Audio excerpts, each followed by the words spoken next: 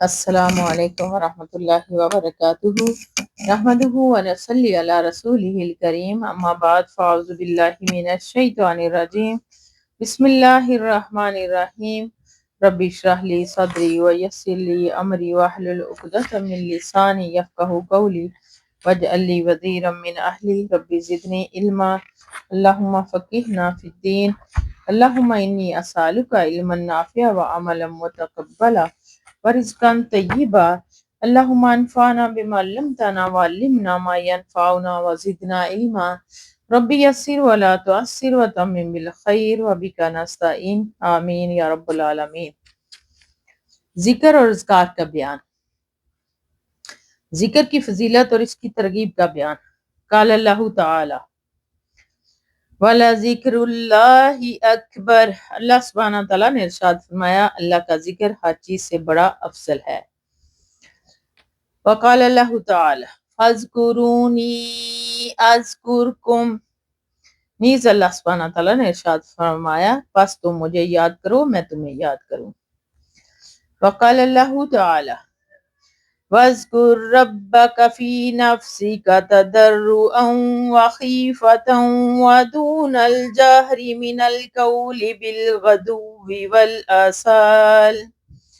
وَالْآصَالِ وَلَا تَكُن مِّنَ الْغَافِلِينَ، اور اللہ سبحانہ تعالیٰ نے ارشاد فرمایا اپنے رب کو اپنے جی میں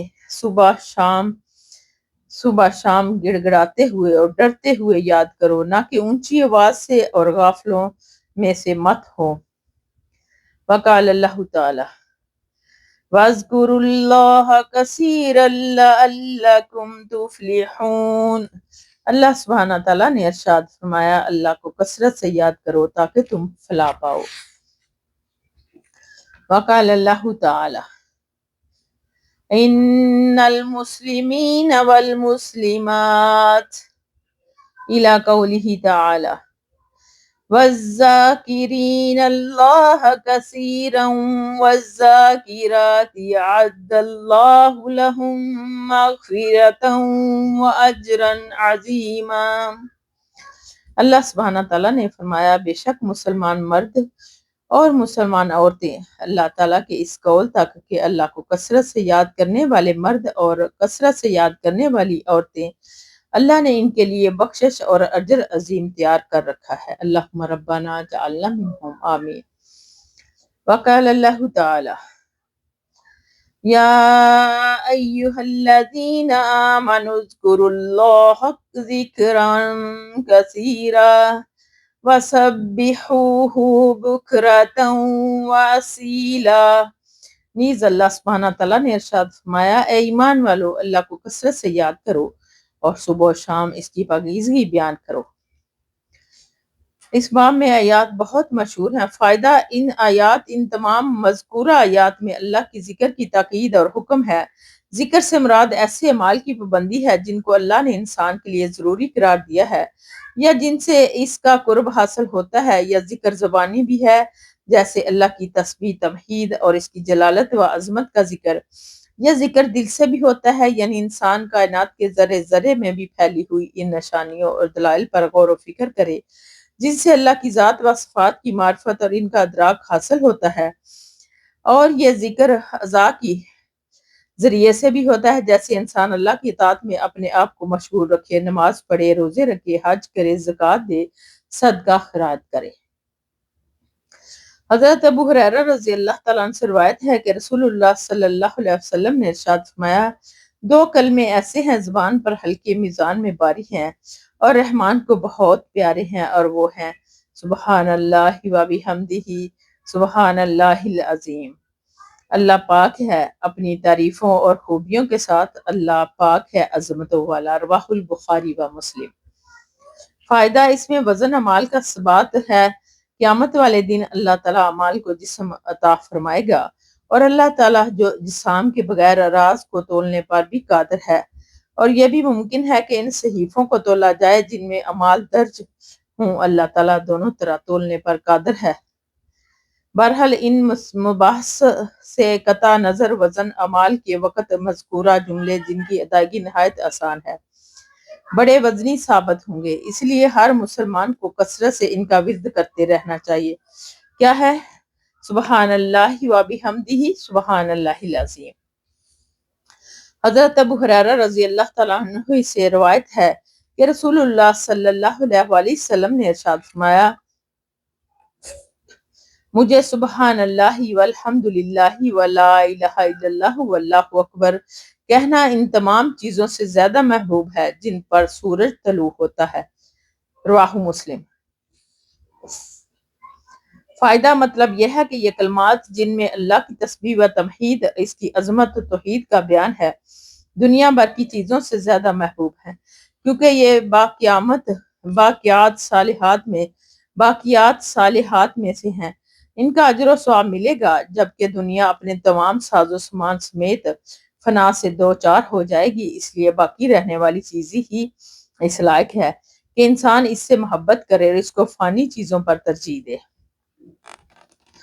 حضرت ابو ہریرہ رضی اللہ تعالیٰ عنہ سے روایت ہے کہ رسول اکرم صلی اللہ علیہ وآلہ وسلم نے ارشاد فرمایا کہ جو شخص دن میں 100 مرتبہ یہ کلمات کہے، لا الہ الا اللہ وحدہ لا شریک لہ لہ الملک ولہ الحمد وہو علی کل شیء قدیر، اللہ کے سوا کوئی معبود برحق نہیں، وہ اکیلا ہے، اس کا کوئی شریک نہیں، بادشاہی اسی کی ہے اور تمام تعریفیں اسی کے لیے ہیں، اور وہ ہر چیز پر قادر ہے۔ اسے 10 غلام آزاد کرنے کے برابر ثواب ملے گا، اس کے لیے 100 نیکیاں لکھی جائیں گی اور اس کی 100 برائیاں مٹا دی جائیں گی، اور یہ کلمات اس کے لیے اس دن شام تک شیطان سے بچاؤ کا ذریعہ ہوں گے، اور قیامت والے دن کوئی شخص اس سے زیادہ فضیلت والا علم لے کر حاضر نہیں ہوگا سوائے اس شخص کے جس نے اس سے زیادہ یہ عمل کیا ہوگا۔ اور ایک اور حدیث میں آپ صلی اللہ علیہ وسلم نے ارشاد فرمایا، جس شخص نے ایک دن میں 100 مرتبہ یہ کلمات پڑھے، سبحان اللہ و بحمدہ، تو اس کے گناہ معاف کر دیے جائیں گے اگرچہ سمندر کی جاگ کے برابر ہوں۔ رواہ البخاری و مسلم۔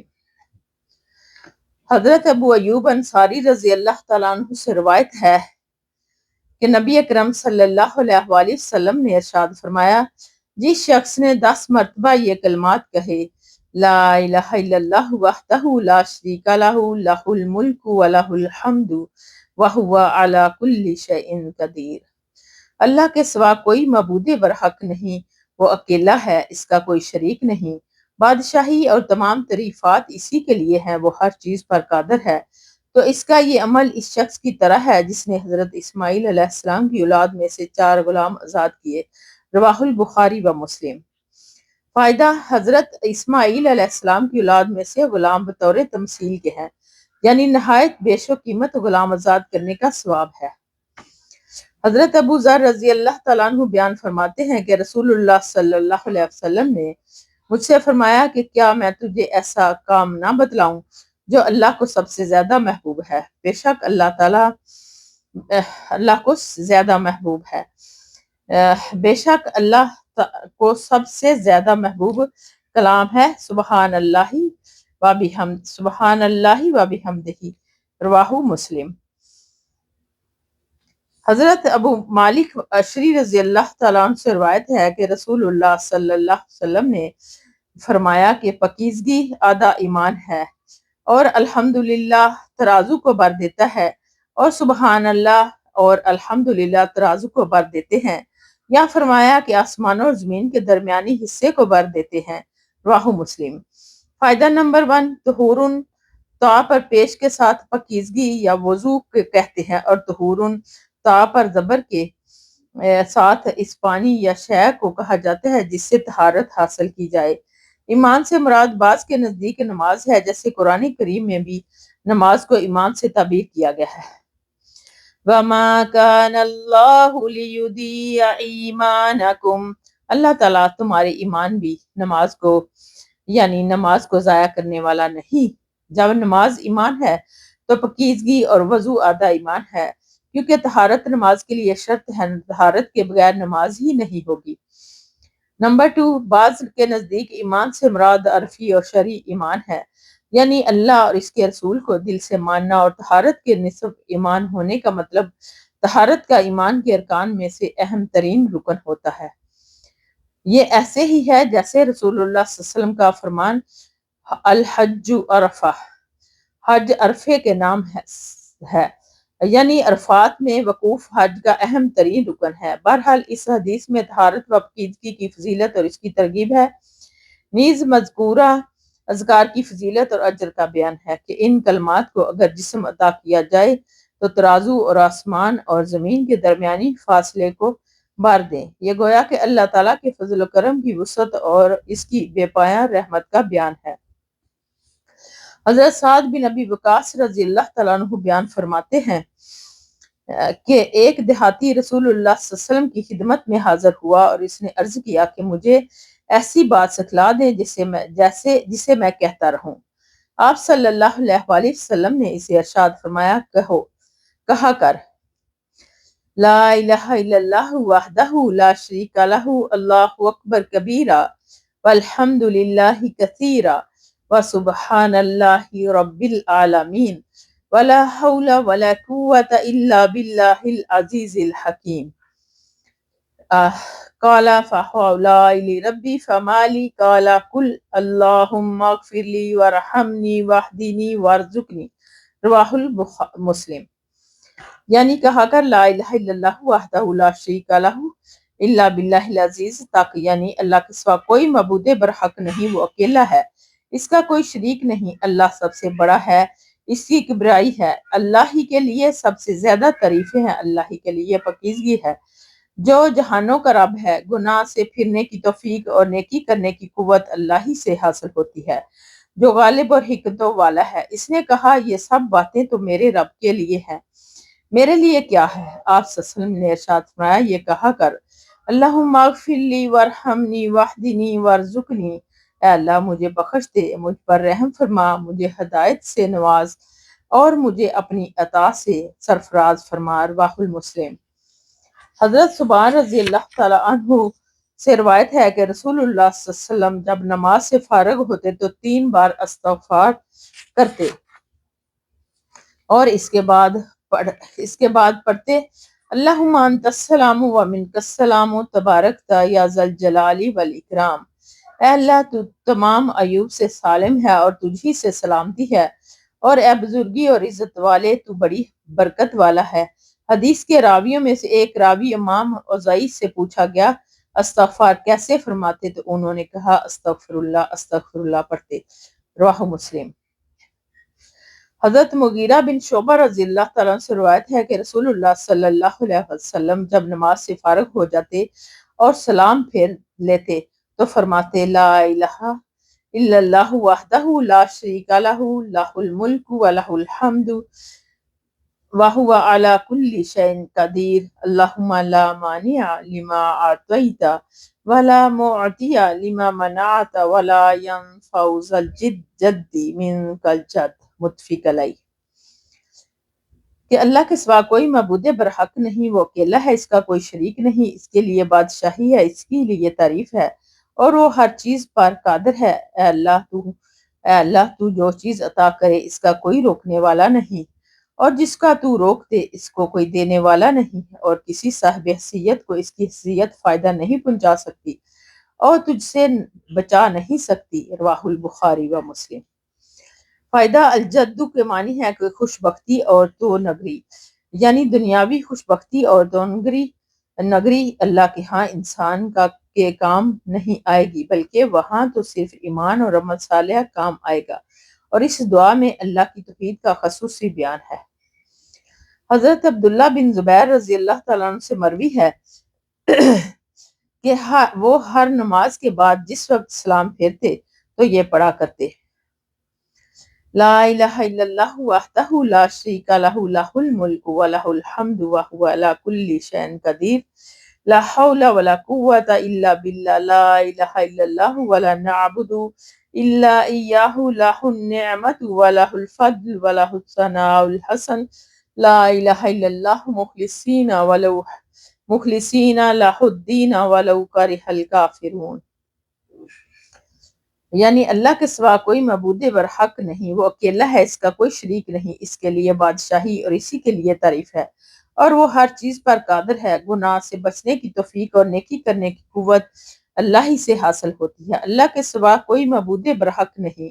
ہم صرف اسی ایک کی عبادت کرتے ہیں، اسی کے لیے نعمت اور اسی کے لیے فضل اور اسی کے لیے اچھی حمد و ثنا سزاوار ہے، اور اللہ کے سوا کوئی معبود برحق نہیں۔ ہم اسی کے لیے اپنی اطاعت کو خالص کرنے والے ہیں، اگرچہ کافروں کو ناگوار گزرے۔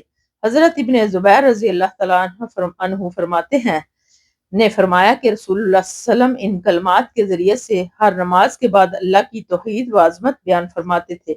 رواہ مسلم۔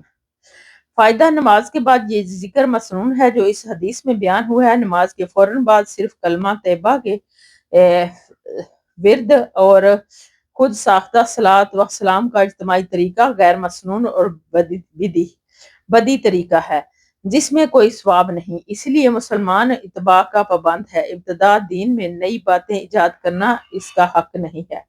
بے شک حضرت ابو ہریرہ رضی اللہ تعالیٰ عنہ سے روایت ہے کہ فقہائے مہاجرین رسول اللہ صلی اللہ علیہ وآلہ وسلم کے پاس آئے اور عرض کیا، کیا بلند درجے اور ہمیشہ رہنے والی نعمتیں تو مالدار لے گئے، وہ ہماری طرح کی نماز پڑھتے ہیں، اسی ہماری طرح کے روزے رکھتے ہیں، اور ان کے لیے مالوں سے حساب حاصل ہونے والی فضیلت زیادہ ہے، اور وہ حج، عمرہ، جہاد اور صدقہ کرتے ہیں جو ہم نہیں کر سکتے۔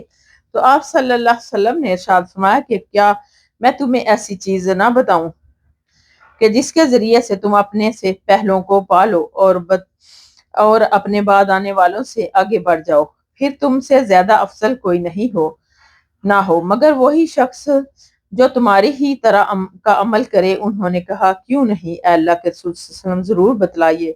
آپ صلی اللہ علیہ وآلہ وسلم نے ارشاد فرمایا، تم ہر نماز کے بعد 33 یعنی 33 مرتبہ سبحان اللہ، 33 مرتبہ الحمدللہ اور 33 مرتبہ اللہ اکبر پڑھا کرو۔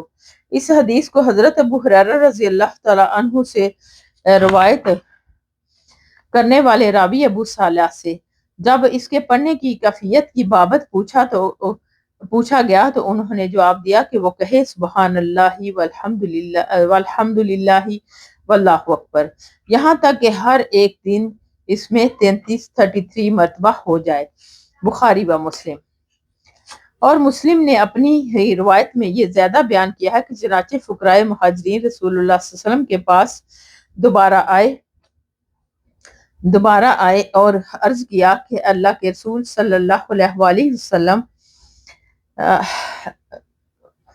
کہ رسول اللہ صلی اللہ علیہ وسلم ہمارے بھائیوں نے یہ سن لیا ہے جس پر وہ بھی عمل کرنا شروع کیا ہے، انہوں نے بھی عمل کرنا شروع کیا ہے اور انہوں نے بھی اسی طرح عمل کر لیا ہے۔ تو رسول اللہ صلی اللہ علیہ وآلہ وسلم نے ارشاد فرمایا، یہ اللہ کا فضل ہے، جسے چاہے وہ دے۔ فائدہ نمبر 1، یہ روایت باب بیان کثرت طرق الخیر رقم 120 میں گزر چکی ہے۔ اس قدرے مختلف الفاظ میں گزر چکی ہے۔ اس میں ابو صالح کی وضاحت سے بظاہر یہ مفہوم معلوم ہوتا ہے کہ تینوں کلمات کو ملا کر پڑھا جائے، تاہم دوسرے اہل علم نے انہیں علیحدہ علیحدہ پڑھنے کو زیادہ پسند کیا ہے۔ اصل مقصود دونوں طرح حاصل ہو جاتا ہے۔ نمبر 2، اسی طرح اس میں سے ہر کلمے کو 33 مرتبہ پڑھا جائے یا کل تعداد 33 کافی ہے۔ حدیث کے الفاظ کسی ایک مفہوم کے لیے واضح نہیں ہے، تاہم دوسری روایت کی روح سے جو آگے آ رہی ہے، ہر ایک کو 33 مرتبہ پڑھنا چاہیے۔ اسی طرح کل تعداد 99 مرتبہ ہو جائے گی۔ ذیل کی حدیث سے اس سے کی مزید وضاحت ہوتی ہے۔ حضرت ابو ہریرہ رضی اللہ تعالیٰ عنہ سے روایت ہے کہ رسول اللہ صلی اللہ علیہ وسلم نے فرمایا کہ جو شخص بھی ہر نماز کے بعد 33 مرتبہ سبحان اللہ اور 33 مرتبہ الحمدللہ اور 33 مرتبہ اللہ اکبر کہتا ہے اور پھر 100 کی گنتی پوری کرتے ہوئے پڑھتا ہے، لا الہ الا اللہ وحدہ لا شریک لہ لہ الملک ولہ الحمد وہو علی کل شیء قدیر، اللہ کے سوا کوئی معبود برحق نہیں، وہ اکیلا ہے، اس کا کوئی شریک نہیں، بادشاہی ہے اور جملہ تعریف اسی کے لیے ہے اور وہ ہر چیز پر قادر ہے، تو اس کے گناہ معاف کر دیے جاتے ہیں اگرچہ سمندر کی جاگ کی طرح ہوں۔ رواہ مسلم۔ حضرت کعب بن عجرہ رضی اللہ تعالیٰ عنہ سے روایت ہے کہ رسول اللہ صلی اللہ علیہ وسلم نے ارشاد فرمایا کہ نماز کے بعد پڑھنے والے کچھ کلمات ایسے ہیں ان کے پڑھنے والا ان کو کرنے والا نامراد نہیں ہوتا، اور وہ ہر فرض نماز کے بعد 33 مرتبہ سبحان اللہ، 33 مرتبہ الحمدللہ اور 34 مرتبہ اللہ اکبر کہنا۔ رواہ مسلم۔ فائدہ معقبات کے معنی ہے تسبیحات، تو قالو اقاب الصلاح، اللہ کی حمد و تسبیح کی وہ کلمات جو نماز کے بعد پڑھے جائیں، اور اس میں اللہ اکبر کو 34 مرتبہ یعنی 34 مرتبہ پڑھنے کی صراحت ہے۔ حضرت سعد بن ابی وقاص رضی اللہ تعالیٰ عنہ سے روایت ہے کہ رسول اللہ صلی اللہ علیہ وسلم نمازوں کے بعد ان کلمات کے ذریعے سے پناہ مانگا کرتے تھے: اللہم انی اعوذ بک من الجبن والبخل واعوذ بک من ان ارد الی ارذل العمر واعوذ بک من فتنۃ الدنیا واعوذ بک من عذاب القبر۔ رواہ البخاری۔ اے اللہ میں بزدلی اور بخل سے تیری پناہ مانگتا ہوں، اور اس بات سے بھی تیری پناہ مانگتا ہوں کہ میں نکارہ عمر کی طرف لوٹایا جاؤں، اور دنیا کے فتنے سے تیری پناہ مانگتا ہوں، اور قبر کے فتنے سے تیری پناہ مانگتا ہوں۔ رواہ البخاری۔ فائدہ بعض علماء کے نزدیک ہر فرض نماز کے بعد مذکورہ تسبیحات کے ساتھ یہ دعا بھی پڑھی جائے جس میں کئی چیزوں سے پناہ طلب کی گئی ہے۔ بعض نے کہا ہے کہ مذکورہ تسبیحات کو سلام پھیرنے کے بعد پڑھی جائیں، اور یہ دعائے استعاذہ نماز کے آخر میں سلام پھیرنے سے قبل پڑھی جائے۔ نبی کریم صلی اللہ علیہ وسلم کا معمول یہی تھا۔ نزہد المتقین واللہ عالم۔ حضرت معاذ رضی اللہ تعالیٰ عنہ سے روایت ہے کہ رسول اللہ صلی اللہ علیہ وسلم نے ان کا ہاتھ پکڑا اور فرمایا: اے معاذ، اللہ کی قسم میں تجھ سے محبت کرتا ہوں۔ پھر فرمایا: اے معاذ، میں تجھ کو وصیحت یعنی تلقین کرتا ہوں کہ تو ہر نماز کے بعد ان کلمات کا کہنا ترک نہ کرنا۔ الکلمات کیا تھے؟ اللہم اعنی علی ذکرک و شکرک و حسن عبادتک۔ اے اللہ، تو اپنے ذکر اور شکر اور اچھے طریقے سے اپنی عبادت کرنے پر میری مدد فرما۔ اسے ابو داؤد نے صحیح سند کے ساتھ روایت کیا ہے۔ فائدہ اس میں ذکر اور شکر اور عبادت کے لیے اللہ کی مدد حاصل کرنے کی تاکید ہے، کیونکہ اس کی مدد اور توفیق کے بغیر انسان کچھ نہیں کر سکتا۔ بے شک حضرت ابو ہریرہ رضی اللہ تعالیٰ عنہ سے روایت ہے کہ رسول اللہ صلی اللہ علیہ وسلم نے فرمایا کہ جب تم میں سے کوئی شخص تشہد پڑھ چکے تو 4 چیزوں سے اللہ کی پناہ طلب کرے۔ وہ کہے: اللہم انی اعوذ بک من عذاب جہنم ومن عذاب القبر ومن فتنۃ المحیا والممات اور ومن شر فتنۃ المسیح الدجال۔ رواہ مسلم۔ اے اللہ، میں تجھ سے جہنم کے عذاب سے، قبر کے عذاب سے، زندگی اور موت کے فتنے اور مسیح دجال کے فتنے کے شر سے پناہ مانگتا ہوں۔ فائدہ نمبر 1، زندگی کے فتنے سے مراد زندگی میں پیش آنے والی آزمائشیں ہیں جن سے انسان کے دین یا جسم کو نقصان پہنچے، اور موت کے فتنے سے وہ تکلیفیں مراد ہیں جو وفات سے قبل موت کے وقت انسان کو پیش آتی ہیں یا آ سکتی ہیں۔ نمبر 2، مسیح ممسوح العین کے معنی ہے کہ بینگی آنکھ والا۔ قیامت کے قریب جس دجال کا ظہور ہوگا اس کی ایک آنکھ کانی ہوگی، اس لیے اسے مسیح الدجال کہا گیا ہے۔ یہ شخص الوہیت کا مدعی ہوگا اور لوگوں کی آزمائش کے لیے اللہ تعالیٰ اس سے کچھ خرق عادت کام بھی کروائے گا جس سے بہت سے لوگ فتنے میں پڑ جائیں گے، تاہم نیک لوگ اللہ کی توفیق سے اسے پہچان لیں گے، اس لیے اس کے دام میں پھنسنے سے بچ جائیں گے۔ بہرحال یہ ایک بہت بڑا فتنہ ہوگا جس سے پناہ طلب کرنا ضروری ہے۔ حضرت علی رضی اللہ تعالیٰ عنہ سے روایت ہے کہ رسول اللہ صلی اللہ علیہ وآلہ وسلم جب نماز کے لیے کھڑے ہوتے تو تہجد اور سلام مابین آخر میں یہ کلمات پڑھتے: اللہم اغفر لی ما قدمت وما اخرت وما اسررت وما اعلنت وما اسرفت وما انت عالم به منی انت المقدم وانت المؤخر لا الہ الا انت۔ رواہ مسلم۔ اے اللہ، میرے وہ گناہ معاف فرما دے جو میں نے پہلے کیے اور وہ بھی جو بعد میں کیے، اور وہ بھی جو چھپ کر کیے اور وہ بھی جو علانیہ کیے، اور جو میں نے زیادتی کی اور وہ گناہ بھی جن کو تو مجھ سے زیادہ جانتا ہے۔ تو ہی آگے بڑھانے والا اور تو ہی پیچھے کرنے والا ہے، تیرے سوا کوئی معبود برحق نہیں۔ رواہ مسلم۔ حضرت عائشہ رضی اللہ تعالیٰ عنہ بیان فرماتی ہیں کہ نبی اکرم صلی اللہ علیہ وسلم اپنے رکوع اور سجدے میں اکثر یہ کلمات پڑھتے تھے: سبحانک اللہم ربنا وبحمدک اللہم اغفر لی۔ رواہ متفق۔ اے اللہ تو پاک ہے، ہمارے رب، تمام خوبیاں تیرے لیے، اے اللہ مجھے بخش دے۔ رواہ البخاری و مسلم۔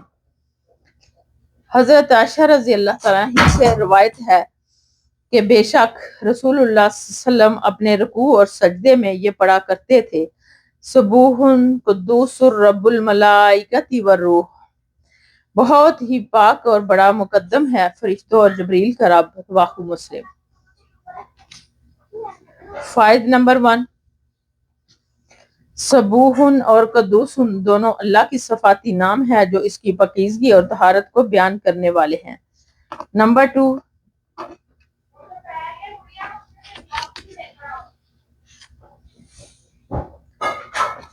2، اس سے مراد حضرت جبریل علیہ السلام ہے، اور فرشتوں میں اگرچہ وہ بھی آ جاتے ہیں لیکن عموم کے بابت خصوصی طور پر ان کے نام کی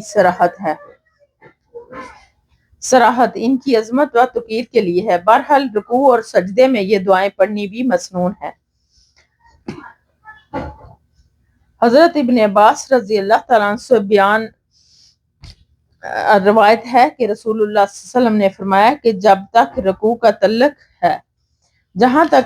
تعلق ہے تو اس میں اپنے رب کی عظمت بیان کرو اور سجدے میں پوری کوشش سے خوب گڑ گڑا کر دعا کرو تو زیادہ امید ہے کہ تمہاری دعائیں قبول کی جائیں۔ رواہ مسلم۔ حضرت ابو ہریرہ رضی اللہ تعالیٰ عنہ سے روایت ہے کہ رسول اللہ صلی اللہ علیہ وسلم نے ارشاد فرمایا کہ بندہ اپنے رب کے سب سے زیادہ قریب اس وقت ہوتا ہے جب وہ سجدے میں ہوتا ہے، لہٰذا تم سجدے میں خوب دعا کیا کرو۔ رواہ مسلم۔ فائدہ، دونوں حدیثوں سے واضح ہے کہ حالت سجدہ میں قبولیت دعا کا امکان زیادہ ہوتا ہے، تاہم بہتر ہے کہ سجدے میں وہی دعائیں پڑھی جائیں جو مسنون ہیں۔ حضرت ابو ہریرہ رضی اللہ تعالیٰ عنہ سے روایت ہے کہ بے شک رسول اللہ صلی اللہ علیہ وسلم سجدے میں یہ دعا پڑھا کرتے تھے: اللہم اغفر لی ذنبی کلہ دقہ وجلہ واولہ وآخرہ وعلانیتہ وسرہ۔ رواہ مسلم۔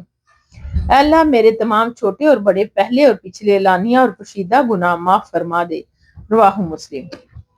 فائدہ نمبر 1، نبی اکرم صلی اللہ علیہ وسلم کے اللہ تعالیٰ نے اگرچہ اگلے پچھلے تمام گناہ معاف فرما کر دیے تھے لیکن آپ پھر بھی اللہ کی عظمت و جلالت کے پیش نظر اس سے اپنی کوتاہیوں کی مغفرت طلب فرماتے رہتے تھے۔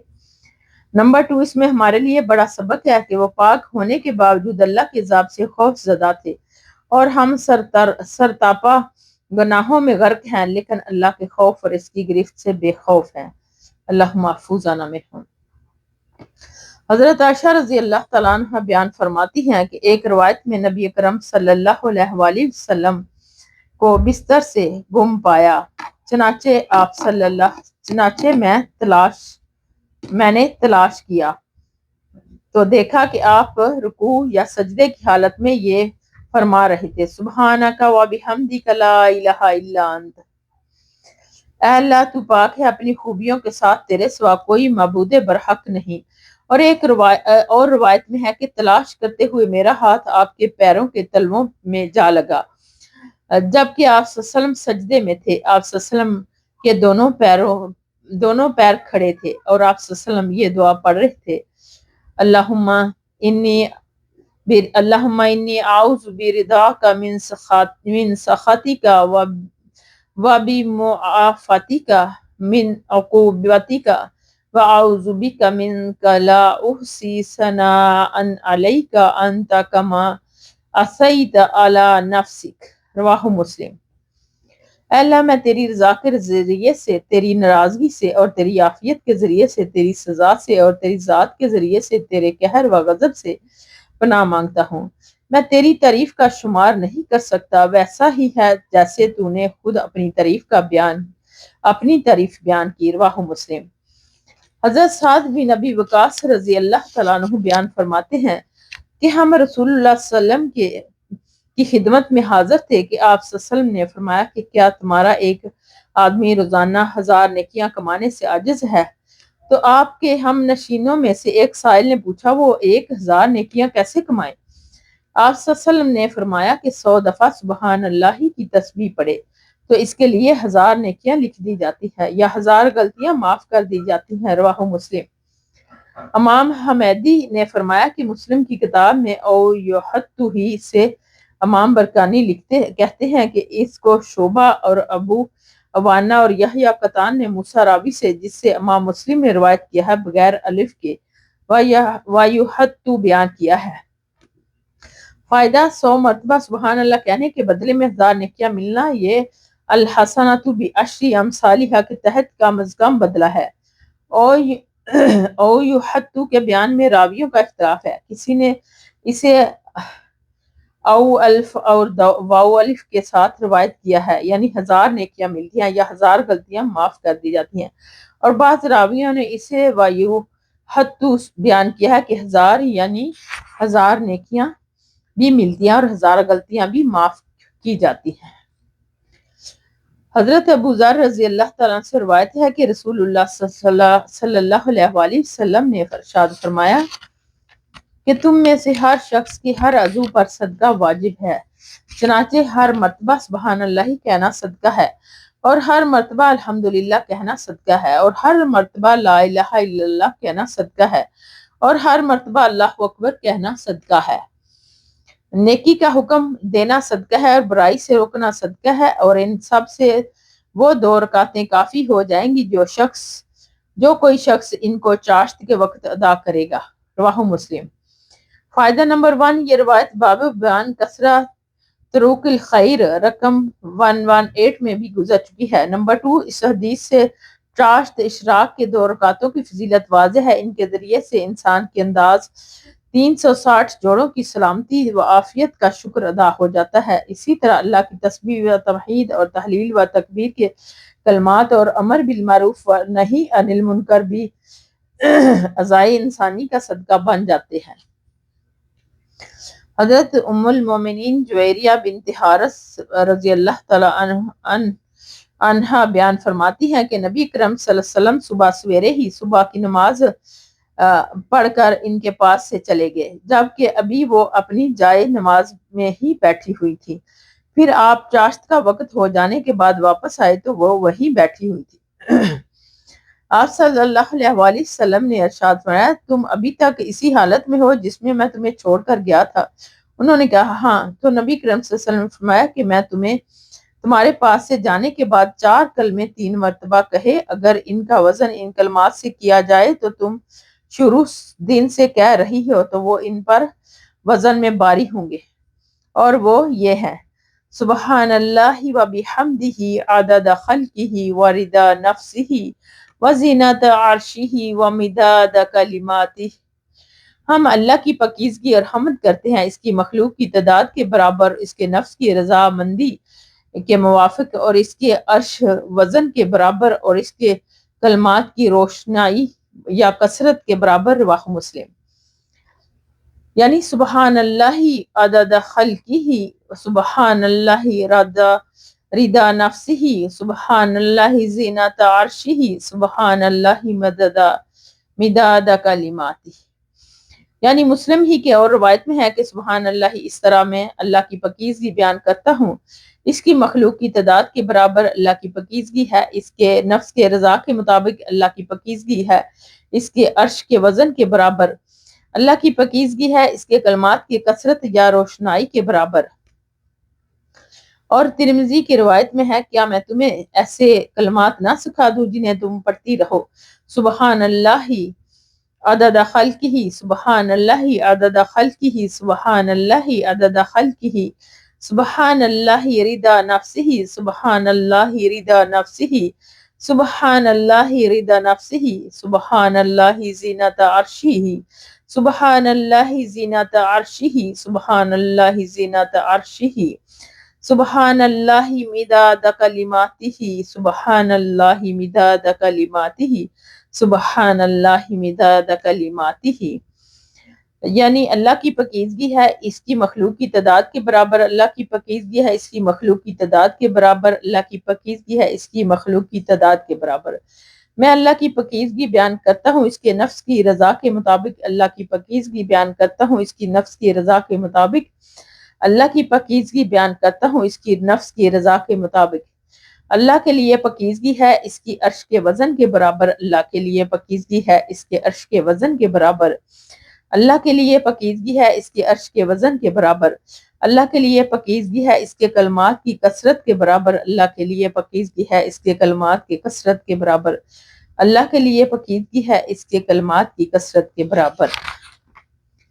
فائدہ، یہ کلمات ذکر بھی بڑے اجر و ثواب والے ہیں کیونکہ ان میں اللہ کی خوب تسبیح و تمجید ہے۔ راوی ام المومنین جویریہ بنت حارث رضی اللہ تعالیٰ عنہ، جویریہ بنت حارث بن ابی درار ام المومنین ہے۔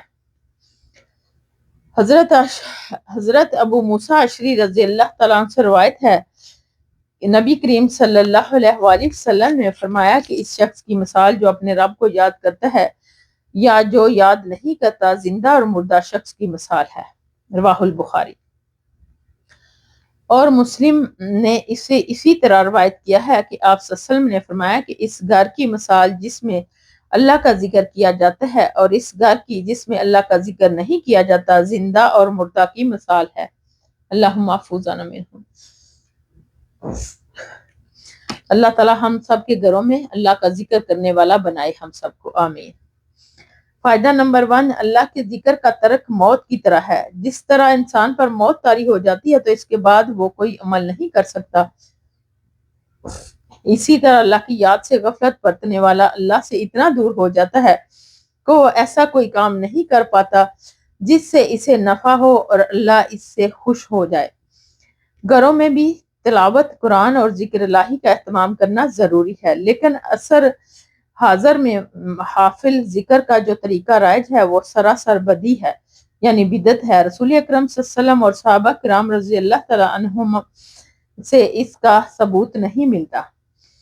حضرت ابو ہریرہ رضی اللہ تعالیٰ عنہ سے روایت ہے کہ رسول اللہ صلی اللہ علیہ وآلہ وسلم نے یہ حدیث قدسی بیان فرمائی کہ اللہ سبحانہ تعالیٰ فرماتا ہے کہ میں اپنے بندے کے گمان کے مطابق ہوں جیسا کہ وہ مجھ سے گمان رکھے، اور جب وہ میرا ذکر کرتا ہے تو میں اس کے ساتھ ہوتا ہوں، اگر وہ اپنے جی میں مجھے یاد کرتا ہے تو میں بھی اسے اپنے جی میں یاد کرتا ہوں، اگر وہ کسی مجلس میں میرا ذکر کرتا ہے تو میں ایسی مجلس میں اس کا ذکر کرتا ہوں جو ان سے بہتر ہوتی ہے، یعنی فرشتوں کی مجلس میں۔ رواہ البخاری و مسلم۔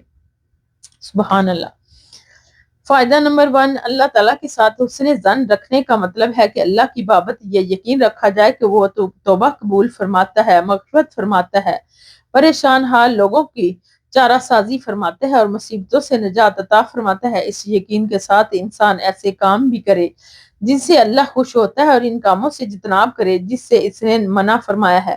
اس کے بعد انسان اللہ سے حسن ظن اور اچھی امید رکھے، جس طرح ایک کاشت کا زمین میں ہل چلا کر اس میں بیج ڈالنے، اسے پانی دے اور اس کی نگہداشت کرے اور اس کے بعد اچھی فصل کی امید رکھے۔ اور ایک شخص عالم و فاضل بننا چاہے، ڈاکٹر یا انجینئر بننا چاہے تو اس کے لیے بھی پہلے ضروری ہے کہ وہ اپنی خواہش کے مطابق وہ کتابیں پڑھے جن سے انسان کو علم حاصل ہوتا ہے، تو ڈاکٹر یا انجینئرنگ میں وہ کامیاب ہو سکتا ہے۔ الغرض ہر کام کے لیے پہلے انسان کو ایک بنیاد اور پھر اس کی لوازمات مہیا کرنے پڑتے ہیں، اس کے بعد ہی اس کے بار آور ہونے کی امید کی جا سکتی ہے۔ اسی طرح اللہ سبحانہ تعالیٰ کے ساتھ حسن ظن اور اچھی امید وابستہ کرنے کا مسئلہ ہے۔ انسان جب تک اس کے لیے بھی ایمان اور عمل صالح کی بنیاد فراہم نہیں کرے گا تو اللہ سے محض حسن ظن نادانشی ہی کا مظاہرہ ہوگا۔ نمبر 2، ایک غلام تو اپنے آقا کی خدمت کرنے کی بجائے بھاگ جائے اور اسے ایذا پہنچائے اور پھر یہ امید رکھے کہ میرا آقا تو بہت مہربان قسم کا ہے، وہ مجھے کچھ نہیں کہے گا، دنیا ایسے غلام کو بیوقوف ہی کہے گی۔ اسی طرح اللہ کا معاملہ ہے کہ تو یقیناً ارحم الراحمین ہے، یہ بڑا ہی بخششہار ہے، لیکن کن لوگوں کے لیے؟ اپنے بندوں کے لیے، نہ شیطان کے بندوں کے لیے۔ شیطان اس کے بندوں کے لیے تو اس کا فرمان ہے کہ میں تجھ سے اور تیرے پیروکاروں سے جہنم کو بھر دوں گا۔ اللہم محفوظنا منہم۔ حضرت ابو ہریرہ رضی اللہ تعالیٰ عنہ سے روایت ہے کہ رسول اللہ صلی اللہ علیہ وسلم نے فرمایا، مفردون سبقت لے گئے۔ صحابہ نے پوچھا، اے اللہ کے رسول صلی اللہ علیہ وسلم مفردون کون ہیں؟ آپ صلی اللہ علیہ وسلم نے فرمایا، اللہ کو بہت یاد کرنے والے مرد اور کثرت سے یاد کرنے والی عورتیں۔ مفردون را کی تشدید اور تخفیف دونوں کے ساتھ روایت کیا اور مشہور را کی تشدید کے ساتھ، اور جمہور اسی کے قائل ہیں۔ فائدہ اس میں ایک تو کثرت اللہ کو یاد کرنے کی فضیلت ہے، اور فضیلت کا بیان ہے کہ ایسے لوگ قیامت والے دن اجر و ثواب میں سب سے آگے ہوں گے۔ دوسرے، اللہ کو یاد کرنے اور اس کی اطاعت کرنے والا مرد ہو یا عورت، دونوں کو برابر کا اجر ملے گا۔ ذکر و اطاعت الہی کے ثواب میں جنس کی بنیاد پر کمی پیشی نہیں کی جائے گی۔ حضرت جابر رضی اللہ تعالیٰ عنہ بیان فرماتے ہیں کہ میں نے رسول اللہ صلی اللہ علیہ وسلم کو فرماتے ہوئے سنا کہ سب سے افضل ذکر لا الہ الا اللہ ہے۔ اس حدیث کو ترمذی نے روایت کیا اور کہا ہے حدیث حسن ہے۔ فائدہ، یہ کلمہ توحید ہی چونکہ اساس و مدار اسلام ہے، اس لیے اس کا ذکر افضل ہے۔ بعض علماء بطور ذکر صرف اسی کلمہ توحید کو افضل مانتے ہیں، اور بعض کے نزدیک اس کا دوسرا جملہ محمد الرسول اللہ بھی اس میں شامل ہے، اور یوں ان کے نزدیک بطور ذکر دونوں کو ملا کر پڑھا جائے گا۔ لیکن حدیث کے ظاہر کا لحاظ رکھتے ہوئے بہتر ہے کہ صرف پہلے جملے پر اکتفا کیا جائے۔ حضرت عبداللہ بن بصر رضی اللہ تعالیٰ سے روایت ہے کہ ایک شخص نے عرض کیا، اے اللہ کے رسول صلی اللہ علیہ وسلم، اسلام کے احکام مجھ پر زیادہ ہو گئے، غالب آ گئے ہیں، آپ مجھے ایسی بات بتلائیے جس کو میں مضبوطی سے پکڑ لوں۔ آپ صلی اللہ علیہ وسلم نے ارشاد فرمایا کہ تیری زبان ہمیشہ اللہ کے ذکر سے تر رہے۔ اسے ترمذی نے روایت کیا ہے۔ یہ حدیث حسن ہے۔ فائدہ نمبر 1، شریعہ کی جمع ہے۔ شریعتن مشروعاتن کے معنی ہیں، یعنی اللہ کی طرف مقرر احکام جن میں بعض فرض ہیں، بعض مستحب اور بعض کیفیت نوافل کے ہیں۔ فرائض کی ادائیگی تو ضروری ہے۔ فرائض کی ادائیگی تو بہت ضروری ہے، اور رضا الہی کے مستحبات کی بھی بڑی اہمیت ہے۔ اسی طرح نوافل بھی قرب الہی کا ایک بڑا ذریعہ ہے، لیکن ان کی کثرت سے بعض دفعہ عام قسم کے لوگ گھبرا اٹھتے ہیں، صرف فرائض و سنن کی پابندی کے خواہش مند ہوتے ہیں۔ اسی قسم کے خواہش کا اظہار اس حدیث میں ہے۔ نمبر 2، نبی کریم صلی اللہ علیہ وسلم نے اس کا جواب دیا ہے کہ تو ہمیشہ اپنی زبان کو اللہ کے ذکر سے تر رکھا کر۔ زبان کو تر رکھنے کا مطلب ہے کہ مداومت، ہمیشگی کرنا، یعنی اللہ کے ذکر کو اپنا مستقل دائمی معمول بنا لے۔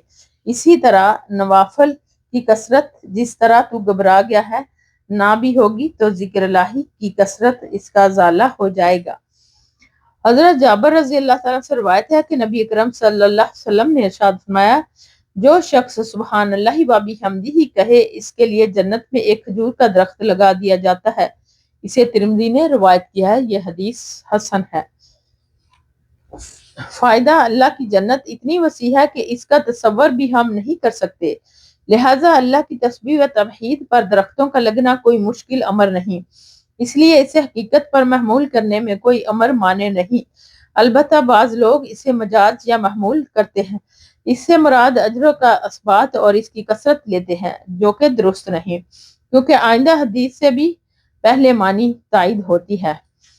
حضرت ابن مسعود رضی اللہ تعالیٰ عنہ سے روایت ہے کہ رسول اللہ صلی اللہ علیہ وسلم نے ارشاد فرمایا کہ جس رات مجھے معراج کرائی گئی، میری ملاقات حضرت ابراہیم علیہ السلام سے ہوئی تو انہوں نے فرمایا کہ اے محمد صلی اللہ علیہ وسلم، اپنی امت کو میری طرف سے سلام پیش کیجیے اور ان کو بتلا دیجیے کہ جنت کی مٹی پکیزہ اور عمدہ ہے، اور اس کا پانی میٹھا ہے، اور ایک چٹیل میدان ہے۔ سبحان اللہ والحمد للہ ولا الہ الا اللہ واللہ اکبر کہنا، وہاں درخت لگانا ہے۔ اسے ترمذی نے روایت کیا ہے اور اسے حدیث حسن کہا ہے۔ فائدہ نمبر 1، فعان فا کی جمع ہے، صاف ہموار زمین جس پر کوئی درخت نہ ہو۔ نمبر 2، اللہ کی تسبیح تمہید سے جنت کی چٹیل زمین میں درخت لگ جاتے ہیں۔ جو شخص جتنا زیادہ اللہ کا ذکر کرے گا اس کا حصہ زمین جو اسے جنت میں ملے گی اتنا ہی درختوں سے معمور اور شاداب ہوگا۔ اللہم ربنا جعلنا منہم، آمین یا رب العالمین۔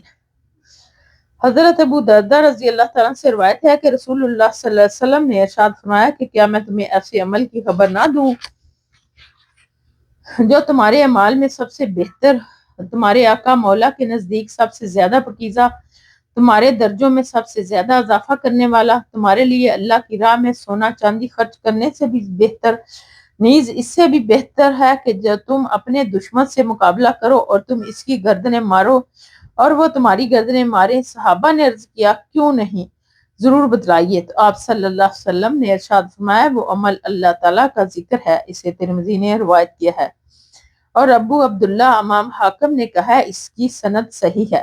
فائدہ اس میں بھی اللہ کے ذکر کی فضیلت بیان ہے کیونکہ ہر عمل میں خیر کی بنیاد اللہ کا ذکر اور اس کی بارگاہ میں اخلاص اور نیاز مندی کا اظہار ہے۔ اس کے بغیر بڑے سے بڑے عمل بھی بیکار ہیں، اس لیے اللہ تعالیٰ کا ذکر سب سے اعلیٰ، ارفع اور افضل ہے۔ حضرت سعد بن ابی وقاص رضی اللہ تعالیٰ عنہ بیان فرماتے ہیں کہ وہ رسول اللہ صلی اللہ علیہ وسلم کے ساتھ ایک عورت کے پاس آئے، اس کے سامنے گٹھلیاں یا کینکریاں پڑی ہوئی تھی جس کے ساتھ وہ شمار کر کے اللہ کی تسبیح کر رہی تھی۔ تو آپ صلی اللہ علیہ وسلم نے فرمایا کہ میں تجھے ایسے کلمات نہ بتلاؤں جو تیرے لیے اس سے زیادہ آسان یا افضل ہیں۔ چنانچہ آپ صلی اللہ علیہ وسلم نے فرمایا پڑھو سبحان اللہ و بحمدہ، کیا سبحان اللہ عدد خلقہ،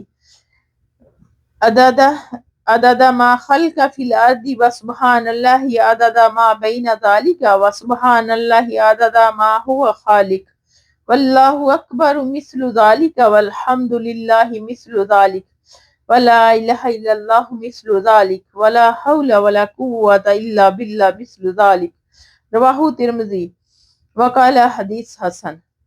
یعنی یہ پڑھا کرو میں اللہ کی تسبیح کرتا ہوں ان تمام چیزوں کی تعداد کے برابر جو اس کے آسمان میں پیدا کی، اور اللہ کی پاکیزگی بیان کرتا ہوں ان تمام چیزوں کی تعداد کے برابر جو اس نے زمین میں پیدا کی، اور اللہ کے لیے پاکیزگی اس مخلوق کی تعداد کے برابر جو آسمان اور زمین کے مابین ہے، اور اللہ کی پاکیزگی بیان کرتا ہوں ان چیزوں کی تعداد کے برابر جو وہ آئندہ پیدا کرے، اور اللہ اکبر کی اس کی مثل، الحمدللہ بھی اس کی مثل، لا الہ الا اللہ بھی اس کی مثل، اور لا حول ولا قوۃ الا باللہ بھی اس کی مثل۔ اسے ترمذی نے روایت کیا ہے اور کہا یہ حدیث حسن ہے۔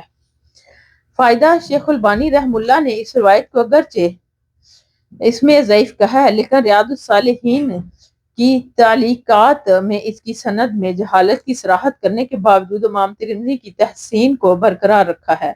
اسی طرح ابن حبان نے بھی اسے صحیح قرار دیا ہے، تاہم شیخ البانی نے اس کے ساتھ یہ کہا ہے کہ اصل حدیث گٹھلیوں اور کینکریوں کے ذکر کے بغیر ہے، وہ صحیح ہے جسے امام مسلم نے اپنی صحیح میں حضرت جویریہ رضی اللہ تعالیٰ سے روایت کیا ہے۔ ملاحظہ ریاض الصالحین۔ حضرت ابو موسیٰ رضی اللہ تعالیٰ عنہ سے روایت ہے کہ رسول اللہ صلی اللہ علیہ وسلم نے فرمایا کیا میں تجھے جنت کے خزانوں میں سے ایک خزانے کی خبر نہ دوں؟ تو میں نے کہا کیوں نہیں ہے اللہ کے رسول صلی اللہ علیہ وسلم؟ آپ نے فرمایا یہ خزانہ ہے لا حول ولا قوۃ الا باللہ متفق علیہ، یعنی برائی سے بچنے اور نیکی کرنے کی طاقت اللہ ہی کی طرف سے ہے، رواہ البخاری و مسلم۔ فائدہ نمبر 1، اس میں لا حول ولا قوۃ الا باللہ کو جنت کا ایک خزانہ یعنی وہاں کا ایک نہایت پیش قیمت اور نفیس ذخیرہ قرار دیا گیا۔ اس کی فضیلت کی وجہ سے یہ معلوم ہوتی ہے کہ اس میں انسان اپنی بے بسی اور بے چارگی کا اظہار اور ہر طرح کی قوت اختیار کا سرچشمہ صرف اللہ کی ذات کو ماننے کا اعلان کرتا ہے، اور یہ بات اللہ کو بہت پسند ہے۔ نمبر 2، اس کلمے کا مطلب ہے کہ انسان کس چیز کا اختیار نہیں رکھتا اور وہ کسی شر سے بچ سکتا یا کسی نیکی کی توفیق سے بہرہور ہو سکتا ہے تو صرف اور صرف اللہ تعالیٰ کے ارادہ اور مشیت ہی سے ہو سکتا ہے۔ بے شک کھڑے اور بیٹھے اور لیٹے ہوئے نیز حالت حدیث و جنابت حیض میں اللہ کا ذکر کرنے کا بیان سوائے قرآن کی تلاوت کے وہ جنبی مراد اور حیض والی عورت کے لیے جائز نہیں۔ قال اللہ تعالی ان فی خلق السماوات والارض واختلاف اللیل والنہار لآیۃ لأولی الالباب الذین یذکرون اللہ قیاما وقعودا وعلی جنوبہم۔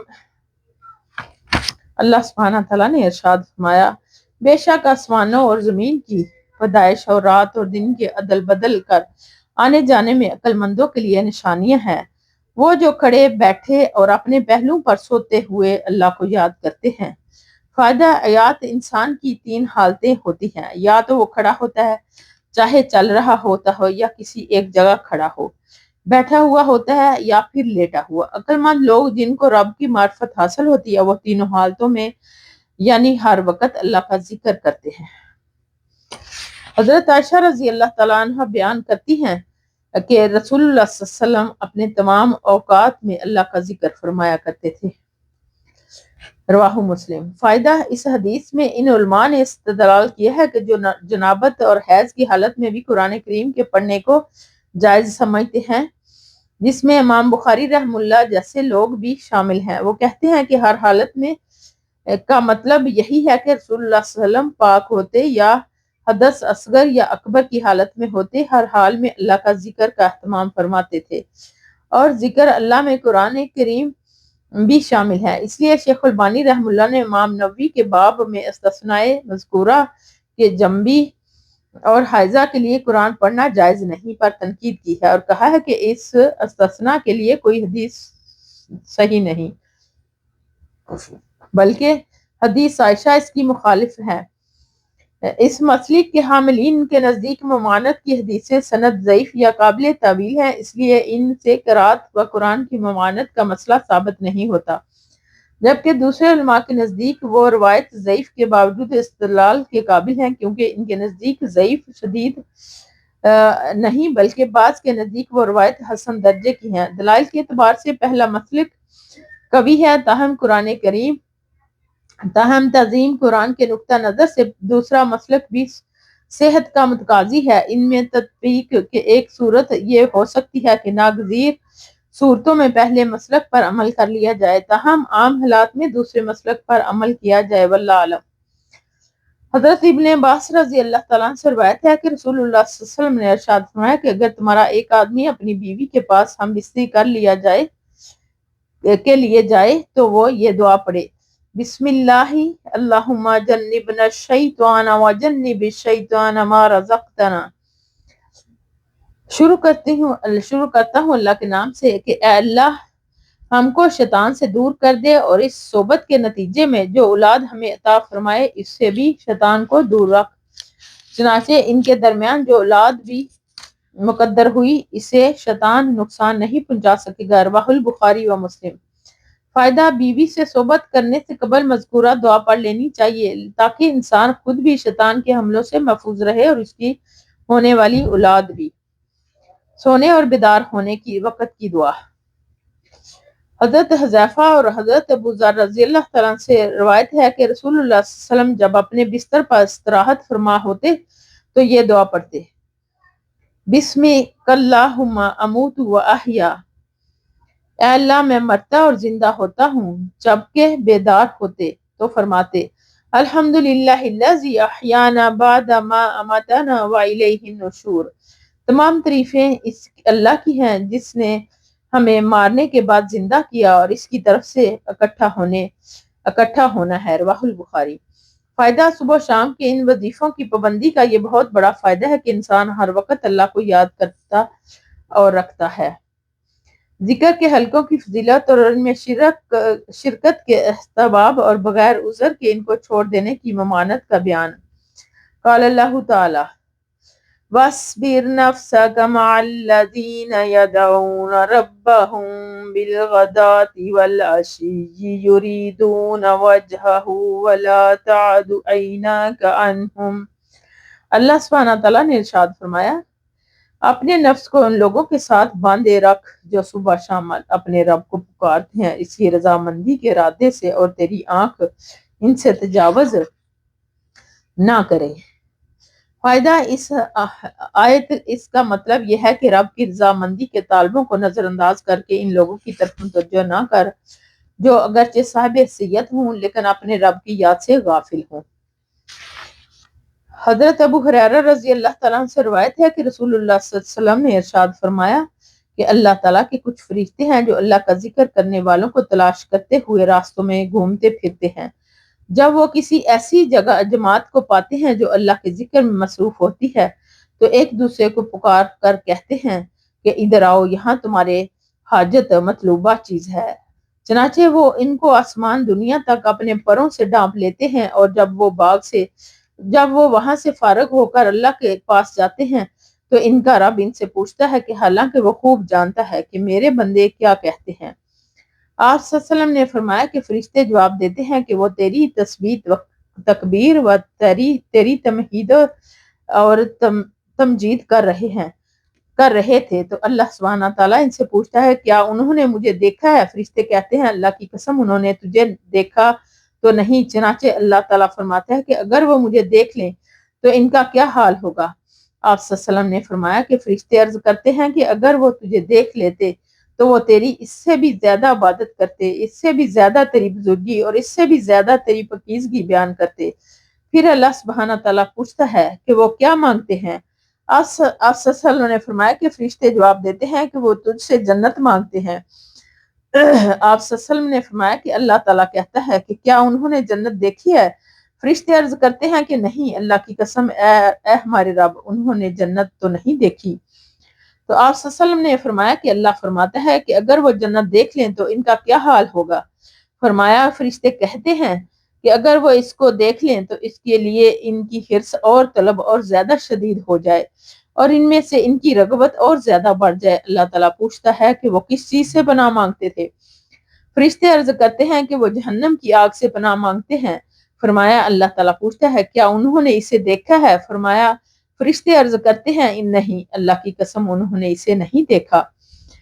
اللہ تعالیٰ فرماتا ہے کہ اگر وہ اسے دیکھ لیں تو کیا حال ہو؟ فرمایا فرشتے عرض کرتے ہیں کہ اگر وہ اسے دیکھ لیں تو اس سے کہیں زیادہ اور بھاگیں اور اس سے کہیں زیادہ ڈریں۔ فرمایا کہ اللہ تعالیٰ فرماتا ہے پھر میں تمہیں اس بات کا گواہ بناتا ہوں کہ میں نے انہیں بخش دیا۔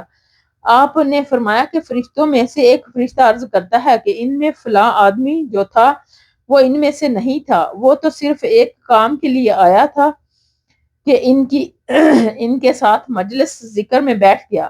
اللہ سبحانہ تعالیٰ فرماتا ہے کہ یہ اللہ کو یاد کرنے والے ایسے ہم نشین ہیں کہ ان کے ساتھ بیٹھنے والا بھی محروم نہیں رہتا۔ رواہ البخاری و مسلم۔ سبحان اللہ۔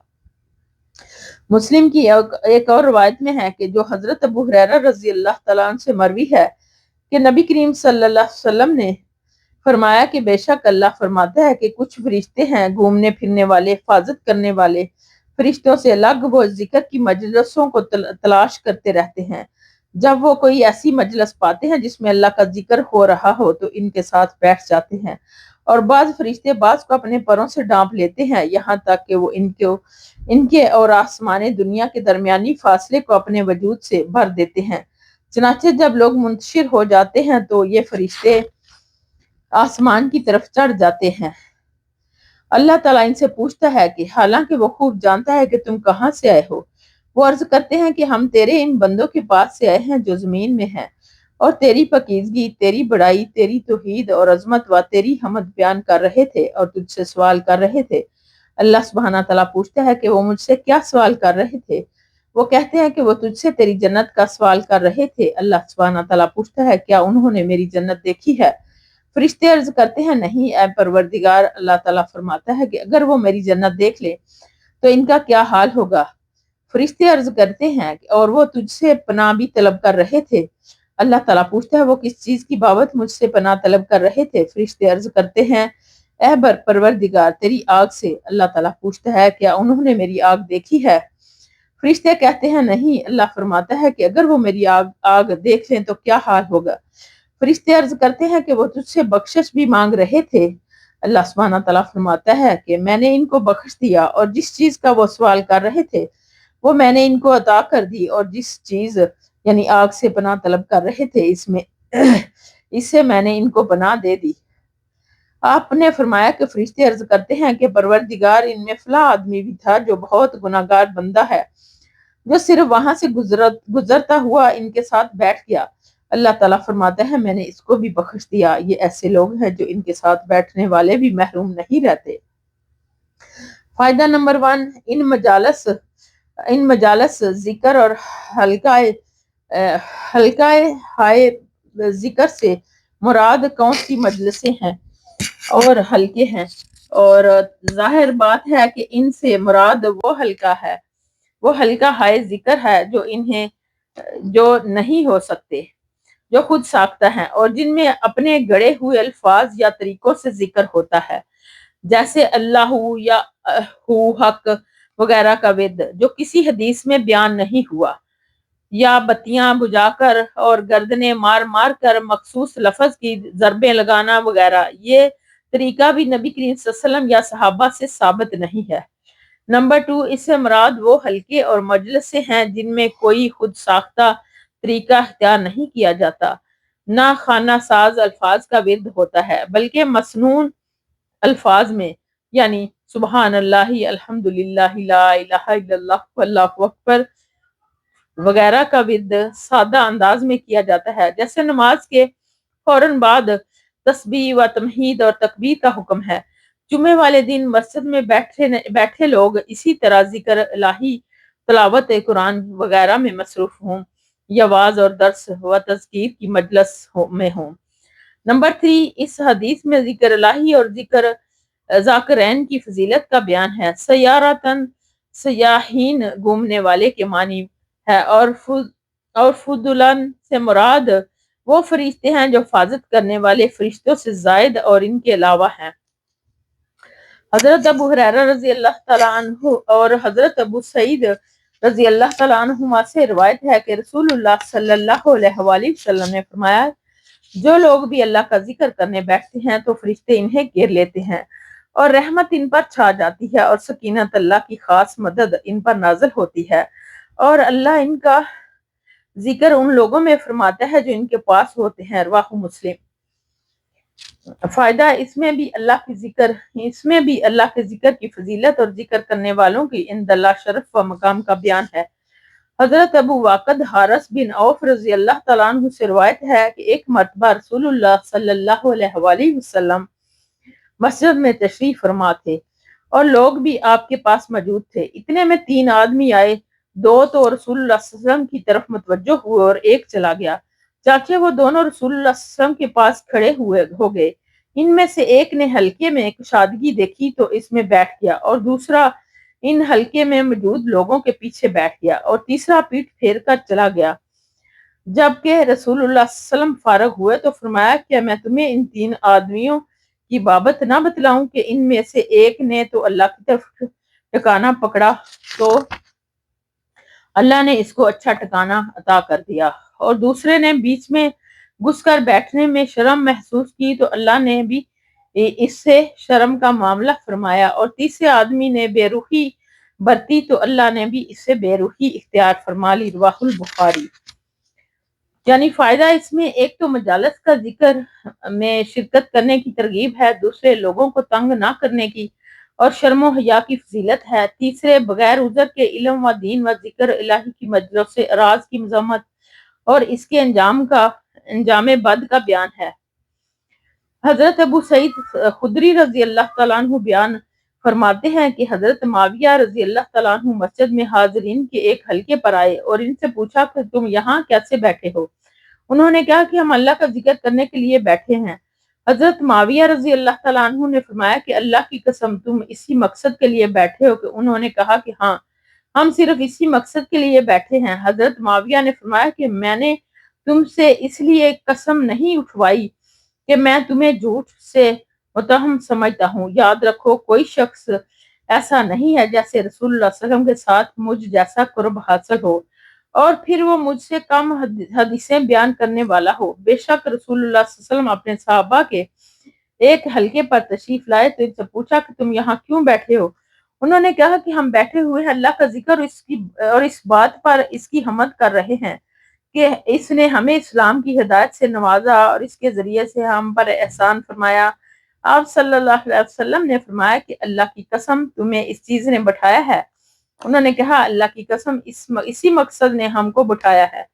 آپ صلی اللہ علیہ وسلم نے فرمایا کہ خبردار، میں نے تم سے قسم اس لیے نہیں اٹھوائی کہ میں تمہیں جھوٹ سے متہم سمجھتا ہوں، لیکن بات یہ ہے کہ جبریل میرے پاس آئے اور انہوں نے مجھے بتلایا کہ اللہ تعالیٰ تم پر فرشتوں کے سامنے فخر کرتا ہے۔ رواہ مسلم۔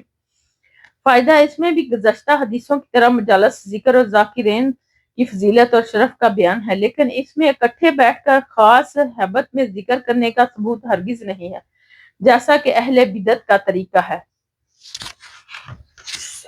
بالکل صبح و شام کا ذکر، صبح شام اللہ کا ذکر کرنے کا بیان۔ قال اللہ تعالی وَاذْكُرْ رَبَّكَ فِي نَفْسِكَ تَضَرُّعًا وَخِيفَةً وَدُونَ الْجَهْرِ مِنَ الْقَوْلِ بِالْغُدُوِّ وَالْآصَالِ وَلَا تَكُن مِّنَ الْغَافِلِينَ۔ اللہ سبحانہ تعالیٰ نے ارشاد فرمایا، اپنے رب کو صبح شام اپنے جی میں یاد کرو، گڑ گڑاتے اور ڈرتے ہوئے کہ نہ اونچی آواز سے اور غفلت کرنے والوں میں سے نہ ہو۔ قال اہل اللغات جمع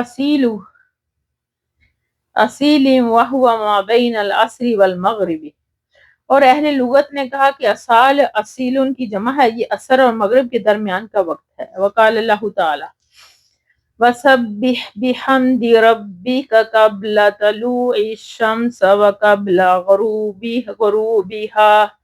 اللہ سبحانہ تعالیٰ نے فرمایا کہ اپنے رب کی خوبیاں کے ساتھ پاکیزگی بیان کرو سورج کے طلوع اور غروب ہونے سے قبل۔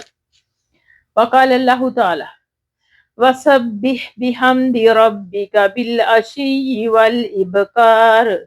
نیز اللہ سبحانہ تعالیٰ نے ارشاد فرمایا کہ صبح شام اپنے رب کی حمد کے ساتھ اس کی تسبیح بیان کرو۔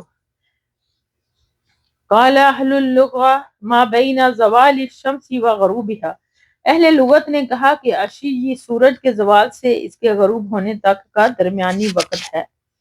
وقال اللہ تعالی فی بیوت اذن اللہ ان ترفع ویذکر فیہا اسمہ یسبح لہ فیہا بالغدو والآصال رجال لا تلہیہم تجارۃ ولا بیع عن ذکر اللہ۔ اور اللہ سبحانہ تعالیٰ نے ارشاد فرمایا کہ اللہ کا نور ایسے گھروں میں ملے گا جن کی بابت اللہ نے حکم دیا ہے کہ انہیں بلند کیا جائے اور ان میں ان کا ذکر کیا جائے، اور اس میں صبح و شام اللہ کی تسبیح کرتے ہیں، اور وہ لوگ کہ انہیں کاروبار اور خرید و فروخت اللہ کی یاد سے غافل نہیں کرتی۔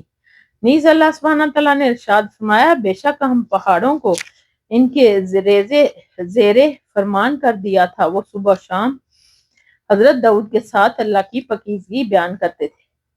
فائدہ آیات، ان تمام آیات میں صبح شام کا ذکر کا بیان ہے، جس میں اس امر کی ترغیب معلوم ہوتی ہے کہ صبح و شام بالخصوص اللہ کا ذکر کرنا نہایت مستحب ہے۔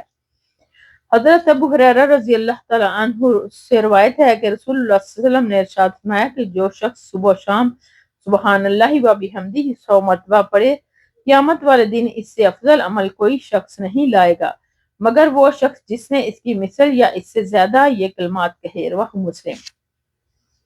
حضرت ابو ہریرہ رضی اللہ تعالیٰ عنہ سے روایت ہے کہ ایک شخص نے رسول اللہ صلی اللہ علیہ وسلم کی خدمت میں حاضر ہوا اور عرض کیا کہ مجھے گزشتہ رات بچھو کے کاٹنے سے کس قدر شدید تکلیف پہنچی۔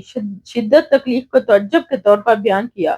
آپ صلی اللہ علیہ وسلم نے فرمایا کہ اگر تو شام کے وقت یہ پڑھ لیتا اعوذ بکلمات اللہ التامۃ من شر ما خلق لم تضرک، رواہ البخاری، کہ میں اللہ کی کامل کلمات کے ذریعے سے اس کی تمام مخلوقات کے شر سے پناہ مانگتا ہوں تو بچھو تجھے نقصان نہ پہنچاتا۔ رواہ مسلم۔ کلمات ان سے مراد اللہ کا کلام، اس کے فیصلے اور قدرت ہے۔ تامات ان سے مراد ہر نقص اور عیب سے پاک مطلب یہ ہوا کہ میں اللہ کے بے عیب کلام، فیصلے اور قدرت کے ذریعے سے ہر مخلوق کے شر سے پناہ مانگتا ہوں۔ نمبر 2، موذی جانوروں اور انسانوں کے شر سے پناہ مانگنے کے لیے یہ بہترین دعا ہے۔ حضرت ابو ہریرہ رضی اللہ تعالیٰ عنہ سے روایت ہے کہ رسول اللہ صلی اللہ علیہ وسلم جب صبح کرتے تو یہ فرمایا کرتے: اللہم بکا اصبحنا و بکا امسینا و بکا نحیا و بکا نموت و الیک النشور، اور شام کے وائزا امسا کا اللہم بکا امسینا و بکا نحیا و بکا نموت و الیک النشور۔ جب صبح کرتے تو یہ دعا پڑھتے: اے اللہ، تیری قدرت سے ہم نے صبح اور شام کی، تیری قدرت ہی سے ہم جی رہے ہیں اور تیری قدرت سے ہم مریں گے، اور تیری ہی طرف اکٹھے ہونا ہے۔ اور جب شام کرے تو یہ فرمایا کرتے: اے اللہ، تیری ہی قدرت سے ہم نے شام کی اور تیری قدرت سے ہم جی رہے ہیں اور تیری ہی قدرت سے ہم مریں گے اور تیری ہی طرف اکٹھے ہونا ہے۔ اسے ابو داؤد اور ترمذی نے روایت کیا ہے۔ یہ حدیث صحیح ہے۔ حضرت ابو ہریرہ رضی اللہ تعالیٰ عنہ سے روایت ہے کہ حضرت ابو بکر صدیق رضی اللہ تعالیٰ عنہ نے عرض کیا کہ اے اللہ کے رسول صلی اللہ علیہ وسلم، مجھے ایسے کلمات ارشاد فرمائیے جنہیں میں صبح شام پڑھا کروں۔ تو آپ صلی اللہ علیہ وآلہ وسلم نے ارشاد فرمایا: کہو اللہم فاطر السماوات والارض عالم الغیب والشہادت رب کل شیء ومالکہ واشہد ان لا الہ الا انت اعوذ بک من شر نفسی وشر شیطان وشرکہ اب قال کلھا اذا اصبحت و اذا امسیت، یعنی جب صبح پڑھو تو اصبحت پڑھو اور جب شام کو پڑھو تو امسیت کہو۔ اے اللہ، آسمانوں اور زمین کے پیدا کرنے والے، چھپی اور ظاہری چیزوں کو جاننے والے اور ہر چیز کے پروردگار اور مالک، میں گواہی دیتا ہوں کہ تیرے سوا کوئی معبود برحق نہیں۔ میں اپنے نفس کے شر سے اور شیطان کے شر سے اور اس کے دعوت یعنی شرک سے تیری پناہ طلب کرتا ہوں۔ آپ صلی اللہ علیہ وسلم نے فرمایا کہ تم یہ کلمات صبح اور شام اور جب اپنے بستر پر لیٹو تو پڑھو۔ اسے ابو داؤد اور ترمذی نے روایت کیا ہے۔ اسے امام ترمذی فرماتے ہیں کہ یہ حدیث حسن ہے۔ حضرت ابن مسعود رضی اللہ تعالیٰ عنہ سے روایت ہے کہ جب شام ہوتی تو اللہ کے نبی صلی اللہ علیہ وسلم یہ پڑھا کرتے: امسینا و امسى الملک للہ والحمد للہ لا الہ الا اللہ وحدہ لا شریک لہ لہ الملک ولہ الحمد وہو علی کل شیء قدیر ربی اسألک خیر ما فی ہذہ اللیلۃ وخیر ما بعدہا واعوذ بک من شر ما فی ہذہ اللیلۃ وشر ما بعدہا ربی اعوذ بک من الکسل وسوء الکبر ربی اعوذ بک من عذاب فی النار وعذاب فی القبر وَإِذَا أَصْبَحَ قَالَ ذَلِكَ أَيْضًا أَصْبَحْنَا وَأَصْبَحَ الْمُلْكُ لِلَّهِ، یعنی جب صبح کا وقت پڑھو تو أَصْبَحْنَا وَأَصْبَحَ الْمُلْكُ لِلَّهِ سے سٹارٹ کرو، اور جب شام کو پڑھو تو أَمْسَيْنَا وَأَمْسَى الْمُلْكُ لِلَّهِ سے سٹارٹ کرو۔ ہم نے اور اللہ کے ملک نے شام کی تمام تعریفیں اللہ کے لیے ہیں۔ اللہ کے سوا کوئی معبود برحق نہیں، وہ اکیلا ہے، اس کا کوئی شریک نہیں۔ راوی حدیث کا بیان ہے کہ میرا خیال ہے کہ آپ نے اگلے کلمات بھی ان کے ساتھ ہی پڑھنے کے لیے ارشاد فرمائے: اس لیے بادشاہی اور اسی کے لیے حمد، اور وہ ہر چیز پر قادر ہے۔ اے پروردگار، میں تجھ سے اس بلائی کا سوال کرتا ہوں جو اس رات میں ہے، اور اس بلائی کا جو اس کے بعد، اور میں اس شر سے تیری پناہ مانگتا ہوں جو اس رات میں ہے اور اس شر سے جو اس کے بعد ہے۔ اے پروردگار، میں تیری پناہ مانگتا ہوں سستی سے، بڑھاپے کی تکلیف سے، اور میں تیری پناہ مانگتا ہوں اس عذاب سے جو جہنم کی آگ میں ہوگا، اور اس عذاب سے جو قبر میں ہوگا۔ اور جب صبح ہوتی تو تب بھی آپ کلمات پڑھتے، البتہ صبح امسینا کی جگہ اصبحنا اور اصبح الملک للہ ہم نے اور اللہ کے ملک نے صبح کی پڑھتے تھے۔ رواہ مسلم۔ فائدہ نمبر 1، ان کلمات مذکورہ کا صبح شام پڑھنا مستحب ہے تاکہ ہر وقت اللہ کی ربوبیت اور الوہیت کا ذکر ذہن میں مستدر رہے۔ نمبر 2، اس میں اللہ سے خیر و عافیت کا سوال اور دنیا اور آخرت میں نقصان پہنچانے والی چیزوں سے بچنے کی درخواست ہے جس کی ہر وقت انسان کی ضرورت ہے۔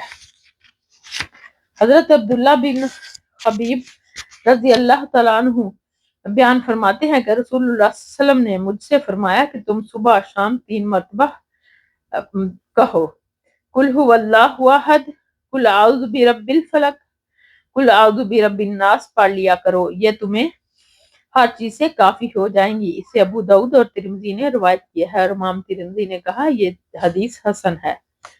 فائدہ نمبر 1، مراد ان تینوں سے صورتوں کا مکمل طور پر پڑھنا، ہر صورت 3 مرتبہ پڑھی جائے۔ نمبر 2، کافی ہو جانے کا مطلب ہے کہ دیگر اذکار وظائف کی ضرورت نہیں رہے گی، علاوہ ازیں ان کی وجہ سے اللہ تعالیٰ موضوع چیزوں سے حفاظت فرمائے گا۔ دوسری روایت میں آتا ہے کہ نبی کریم صلی اللہ علیہ وسلم رات کو بستر پر لیٹ جانے کے بعد بھی یہ صورتیں پڑھتے اور اپنے ہاتھوں پر پھونک مارتے، اور پھر جہاں تک آپ کے ہاتھ پہنچتے تو انہیں جسم پر پھیر لیتے۔ حضرت عثمان بن عفان رضی اللہ تعالیٰ عنہ سے روایت ہے کہ رسول اللہ صلی اللہ علیہ وسلم نے فرمایا کہ جو بندہ ہر روز کی صبح اور رات کی شام کو 3 مرتبہ یہ دعا پڑھے، بسم اللہ الذی لا یضر مع اسمہ شیء فی الارض ولا فی السماء وہو السمیع العلیم، کہ اللہ کے نام سے، وہ ذات کہ اس کے نام سے کوئی چیز زمین میں ہو یا آسمان میں نقصان نہیں دے سکتی، اور وہ خوب سنتا اور جانتا ہے، تو اسے کوئی چیز نقصان نہیں پہنچائے گی۔ اسے ابو داؤد اور ترمذی نے روایت کیا ہے اور فرمایا کہ یہ حدیث حسن ہے۔ فائدہ نمبر 1، اس دعا کا مطلب ہے کہ اللہ تعالیٰ کے نام کے ذریعے سے پناہ مانگتا ہوں، جس کے ذریعے سے ہی ہر چیز کی برائی سے بچا جاتا ہے، اور وہ کوئی جانور ہو یا انسان، جن ہو یا شیطان، اس کے لیے وہ ہر ایک کے احوال سے واقف بھی ہے اور ہر ایک کی فریاد سننے پر قادر بھی۔ جو اس کی پناہ میں آ جائے تو اسے کوئی نقصان نہیں پہنچا سکتا، الا یہ کہ اس کی تقدیر و مشیت ہو۔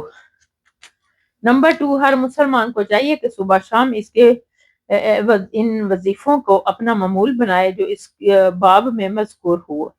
انسانوں کے اپنے بنائے ہوئے وظیفوں اور طریقوں سے یہ ہر لحاظ سے بہتر ہیں، بابرکت اور عافیت و نجات کا باعث ہے۔ سونے کے وقت پڑھنے کی دعاؤں کا بیان۔ قال اللہ تعالی ان فی خلق السماوات والارض واختلاف اللیل والنہار لآیات لأولی الالباب الذین یذکرون اللہ قیاما وقعودا وعلی جنوبہم ویتفکرون فی خلق السماوات والارض۔ اللہ سبحانہ تعالیٰ نے ارشاد فرمایا، بے شک آسمانوں اور زمین کی پیدائش میں اور رات اور دن کے عدل بدل کر آنے جانے میں عقل مندوں کے لیے نشانیاں ہیں۔ وہ جو کھڑے بیٹھے اور اپنے پہلوؤں پر لیٹے ہوئے اللہ کو یاد کرتے ہیں اور آسمانوں اور زمین کی پیدائش میں غور و فکر کرتے ہیں۔ حضرت حذیفہ اور حضرت ابو ذر رضی اللہ تعالیٰ عنہ سے روایت ہے کہ رسول اللہ صلی اللہ علیہ وسلم جب اپنے بستر پر آرام فرما ہو جاتے تو پڑھتے تھے، بسمک اللہم احیا و اموت، تیرے نام سے اے اللہ میں زندہ ہوتا اور مرتا ہوں، رواہ البخاری۔ بسمک اللہم احیا و اموت۔ فائدہ، یہ روایت اس سے قبل باب ادب نوم میں گزر چکی۔ انسان ہر رات کو سوتا اور صبح کو بیدار ہوتا ہے۔ سونا اس طرح سے موت ہے اور بیدار ہونا زندہ ہونا ہے، اور زندگی اور موت اللہ کے اختیار میں ہے۔ اس دعا میں اس تصور کو راسخ کیا گیا کہ ہر رات کو انسان جب اس کا استخسار کرتا ہے تو اس کے ذہن میں یہ بات ہر وقت تازہ رہتی ہے کہ یہ زندگی اللہ ہی کی ہے اور اس کی مشیت سے میں جی رہا ہوں، اور جب چاہے گا میرا چراغ زندگی گل ہو جائے گی، اس لیے مجھے زندگی مستعار کے یہ ایام اللہ کی رضا کے مطابق گزارنے چاہیے اور اس کی نافرمانی میں بسر نہیں کرنے چاہیے۔ حضرت علی رضی اللہ تعالیٰ سے روایت ہے کہ رسول اللہ صلی اللہ علیہ وسلم نے ان سے حضرت فاطمہ رضی اللہ تعالیٰ سے فرمایا کہ جب تم اپنے بستر پر لیٹ جاؤ تو تم 33 مرتبہ اللہ اکبر کہو، 33 مرتبہ سبحان اللہ کہو، اور 33 مرتبہ الحمدللہ کہو، اور ایک روایت میں سبحان اللہ 34 مرتبہ اور ایک اور روایت میں اللہ اکبر 34 مرتبہ ہے، رواہ البخاری و مسلم۔ فائدہ، روایات کے اختلاف سے یہ بات معلوم ہوتی ہے کہ مذکورہ کلمات کی تعداد 100 پوری کرنی ہے۔ اس کے لیے کلمہ ایک مرتبہ زیادہ پڑھنا چاہیے اور ایک مرتبہ زائد سبحان اللہ یا الحمدللہ یا اللہ اکبر پڑھ لیا جائے تو ہر ایک کا پڑھنا جائز ہے، کیونکہ روایت میں ہر ایک کے لیے 34 مرتبہ کا لفظ آیا ہے۔ جیسے دو روایت کا ذکر تو امام صاحب نے فرمایا ہے کہ التحمید اربعن و ثلاثین کے الفاظ نسائی میں آتے ہیں۔ یہ تسبیح و تحمید اور تکبیر اتنی ہی تعداد میں ہر فرض نماز کے بعد پڑھنے کا حکم اور سونے سے قبل بستر پر لیٹنے کے بعد بھی ہے۔ حضرت ابو ہریرہ رضی اللہ تعالیٰ عنہ سے روایت ہے کہ رسول اللہ صلی اللہ علیہ وسلم نے فرمایا کہ جب تم میں سے کوئی شخص اپنے بستر کی طرف قرار پکڑے تو وہ اپنے بستر کو اپنے تہبند کے اندرونی حصے کے ساتھ جاڑ لے، اسی لیے کہ اسے معلوم نہیں کہ اس پر کون اس کے پیچھے آیا۔ پھر یہ دعا پڑھے، بسمک ربی وضعت جنبی وبک ارفع ان امسکت نفسی فرحمها وان ارسلتها فاحفظها بما تحفظ به عبادک الصالحین، متفق علیہ۔ تیرے نام کے ساتھ ہی اے میرے پروردگار، میں نے اپنا پہلو بستر پر رکھا اور تیرے ہی نام کے ساتھ اسے اٹھاؤں گا۔ اگر تو نے میری روح اس دوران میں قبض کر لی تو اس پر رحم فرمانا، اور اگر تو اس کو چھوڑ دے، قبض نہ کرے، تو اس کی اس طریقے سے حفاظت فرما جیسے تو اپنے نیک بندوں کی حفاظت فرماتا ہے۔ رواہ البخاری و مسلم۔ فائدہ، اس میں ایک بڑی اہم بات کی طرف توجہ دلائی گئی کہ رات کو بستر پر لیٹنے سے قبل چادر یا گدے وغیرہ کو جاڑ لینا چاہیے، کیونکہ ممکن ہے کہ اس میں غیر موجودگی میں وہاں کسی موذی جانور نے بسیرا کر لیا اور سونے کے بعد وہ نقصان پہنچا دے، اور اس کے ساتھ ہی دعا پڑھے تاکہ وہ اللہ کی حفاظت میں آ جائے۔ حضرت عائشہ رضی اللہ تعالیٰ عنہا سے روایت ہے کہ رسول اللہ صلی اللہ علیہ وآلہ وسلم جب اپنے بستر پر آرام فرما ہوتے تو اپنے دونوں ہاتھوں میں پھونکتے اور معوذات پڑھتے اور ان میں کو اپنے جسم پر پھیر لیتے۔ رواہ البخاری و مسلم۔ معوذتین 2 صورتیں ہیں، معوذات 3 صورتیں ہیں، سورۃ قل ھو اللہ، سورۃ اخلاص، فلق اور ناس۔ اور بخاری و مسلم کی ایک اور روایت میں ہے کہ نبی کریم صلی اللہ علیہ وسلم ہر رات کو اپنے بستر کی طرف قرار پکڑتے تو اپنی دونوں ہتھیلیوں کو اکٹھا کرتے، پھر ان میں پھونکتے اور ان میں یہ 2 صورتیں پڑھتے، قل ھو اللہ احد، قل اعوذ برب الفلق اور قل اعوذ برب الناس۔ پھر حسب طاقت ان ہتھیلیوں کو جسم پر پھیرتے، اپنے سر، چہرے اور جسم کے اگلے حصے سے ان کو پھیرنا شروع کرتے، ایسا 3 مرتبہ کرتے۔ رواہ البخاری و مسلم۔ فائدہ نمبر 1، معوذات پناہ دینے والی صورتیں مذکورہ تینوں صورتوں کو کہا جاتا ہے کیونکہ ان کے ذریعے سے اللہ تعالیٰ کی بارگاہ میں پناہ کی درخواست کی جاتی ہے۔ قل اعوذ برب الفلق اور قل اعوذ برب الناس کو معوذتین اور 2 پناہ دینے والی صورتیں کہا جاتا ہے۔ نمبر 2، بہرحال سوتے وقت ان صورتوں کو پڑھنا چاہیے تاکہ ایک طرف سنت پر عمل ہو جائے اور دوسری طرف اللہ کی پناہ حاصل ہو جائے انسان کو۔ حضرت براء بن عازب رضی اللہ تعالیٰ عنہ سے روایت ہے کہ رسول اللہ صلی اللہ علیہ وسلم نے مجھ سے فرمایا کہ جب تم بستر پر جاؤ، بستر طرف آنے کا ارادہ کرو تو اسی طرح وضو کرو جیسے کہ نماز کے لیے کیا جاتا ہے، پھر اپنی دائیں کروٹ پر لیٹ جا اور یہ دعا پڑھ، اللہم اسلمت نفسی الیک وفوضت امری الیک والجأت ظہری الیک رغبۃ ورہبۃ الیک لا ملجأ ولا منجا منک الا الیک آمنت بکتابک الذی انزلت وبنبیک الذی ارسلت فإن مت مت علی الفطرہ واجعلہن آخر ما تقول، متفق علیہ۔ یعنی اے اللہ، میں اپنے نفس تیری طرف سونپ دیا، اپنے نفس کو تیری طرف سونپ دیا اور اپنا معاملہ تیرے سپرد کر دیا، اور میں نے اپنی ٹیک تیری طرف لگا دی، تیری رحمت کی امید رکھتے ہوئے اور تیرے عذاب سے ڈرتے ہوئے۔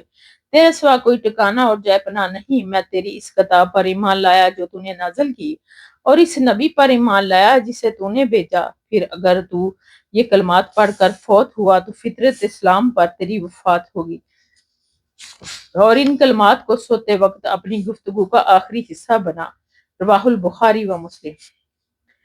یہ حدیث اسی سے قبل باب الیقین و توکل رقم 80 میں گزر چکی ہے۔ اس سے معلوم ہوا کہ سوتے وقت وضو کرنا مستحب ہے۔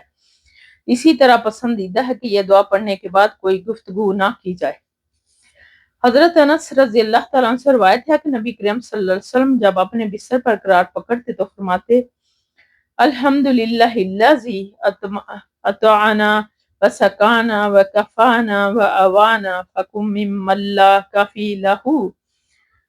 کافی یا لہو ولا معذبی، رواہ مسلم۔ ولا معوی، تمام تعریفیں اس اللہ کے لیے ہیں جس نے ہمیں کھلایا پلایا اور ہماری کفایت کی اور ہمیں ٹھکانہ دیا۔ کتنے ہی ایسے لوگ ہیں جن کا کوئی کفایت کرنے والا اور ٹھکانہ دینے والا نہیں، رواہ مسلم۔ فائدہ اللہ تعالیٰ نے ہی انسانوں کے لیے کافی ہے، اللہ تعالیٰ ہی انسانوں کے لیے کافی ہے، یعنی وہی لوگوں سے بچانے والا اور روزی دینے والا ہے، اور وہی معوی یعنی رہنے سہنے کی سہولتیں مہیا کرنے والا ہے۔ حضرت حذیفہ رضی اللہ تعالیٰ عنہ سے روایت ہے کہ رسول اللہ صلی اللہ علیہ وسلم جب سونے کا ارادہ فرماتے تو اپنا دایاں ہاتھ اپنے رخسار کے نیچے رکھ لیتے اور یہ دعا پڑھتے: اللہم کنی عذابک یوم تبعث عبادک، اے اللہ مجھے اس دن کے عذاب سے بچانا جس دن تو اپنے بندوں کو زندہ کر کے اٹھائے گا۔ اسے امام ترمذی نے روایت کی ہے، کہا ہے یہ حدیث حسن ہے۔ ابو داؤد نے اسے حضرت حفصہ رضی اللہ تعالیٰ عنہ سے روایت کیا ہے اور اس میں ہے کہ یہ کلمات آپ 3 مرتبہ پڑھتے۔ فائدہ، اس میں تنبیہ ہے کہ انسان کو اللہ کے عذاب سے بے خوف نہیں ہونا چاہیے، اس سے پناہ مانگتا رہے اور ایسے کام بھی کرتا رہے جن سے اللہ تعالیٰ خوش ہوتا ہے تاکہ روز قیامت عذاب الہی سے محفوظ رہے۔ بے شک وآخر دعوانا ان الحمد للہ رب العالمین، سبحانک اللہم وبحمدک، نشہد ان لا الہ الا انت، نستغفرک ونتوب الیک۔ السلام علیکم ورحمۃ اللہ وبرکاتہ۔